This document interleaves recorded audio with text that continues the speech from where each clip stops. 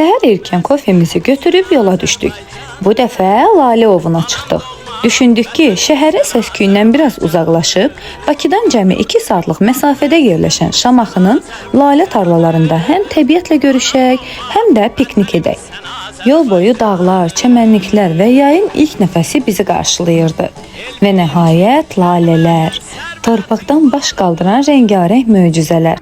Bura təkcə lalə görmək üçün yox, həm də ailə ilə dayanıb nəfəs almaq və piknik etmək üçün əla məkan idi. Çatan kimi ilk işimiz çadırımızı qurmaq oldu. Uşaqlı ailələr üçün çadırla piknik etmək əslində çox ideal seçimdir.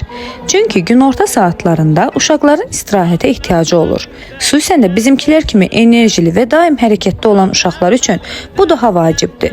Nahar vaxtına çatdıq, süfrəmizi qurub ailəliklə yeməyimizi yedik. Günəşin altında, təbiət qoynunda yeyilən yeməklərin dadı da, abu-havası da tamam fərqli olur. Yeməkdən sonra isə çəkilişlərimizi etdik. Bu artıq səyahətlərimizin ayrılmaz bir hissəsinə çevrilib. Ailəvi oyunlarımızdan biri olan ortada qaldı oyunu ilə əyləncəmizə davam etdirdik. Topla oynamaq isə uşaqlar üçün əsl enerji boşaltmaq vasitəsidir. Gülüş, qaçış, haykü, hər şey öz yerində idi.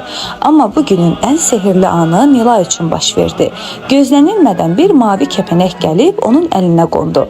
O qədər heyrətamiz və incə bir andı ki, hamımız susub baxdıq. Düşünürəm ki, bu heç də təsadüf deyil. Çünki Nilay mənim balaca mavi kəpənəyimdir.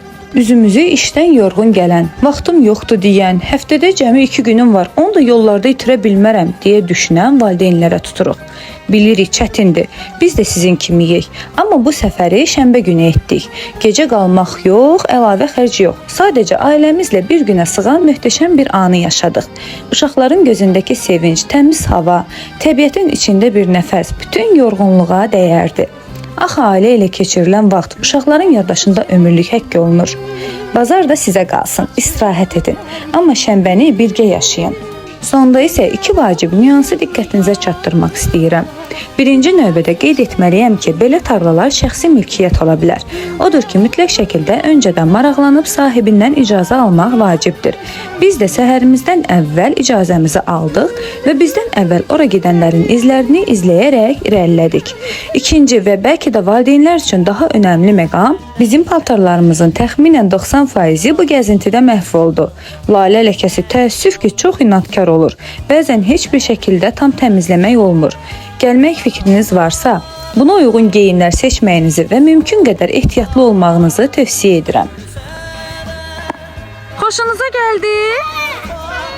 Neynədiniz bugün? Oynadık. Sonra neynədiniz? Çəkil. Sonra? Bəyəndinizsə fikir və hisslərinizi bizimlə şərh bölməsində bölüşüb paylaşmağı unutmayın. Bugünlük bu qədər.